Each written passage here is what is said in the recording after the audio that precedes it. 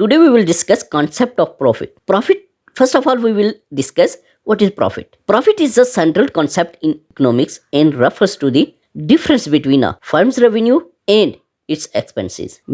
Difference between revenue and expenses is called profit. Profit is an important incentive for businesses as it provides as a return on investment and allows firms to grow and expand. First one is total revenue. TAR. Total revenue is the amount of money a firm receives from the sale of its goods or services. Total revenue is the product of the quantity of goods or services sold and the price at which they are sold. Second one is total cost. TC. Total cost is the sum of all expenses incurred by a firm in the production of its goods or services.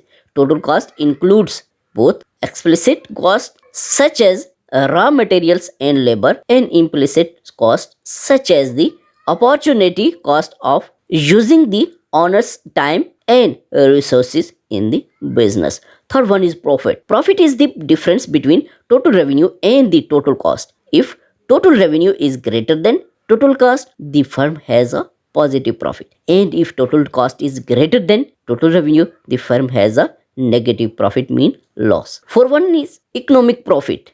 Economic profit takes into account both explicit and implicit cost and is equal to the difference between total revenue and the opportunity cost of all resources used in production.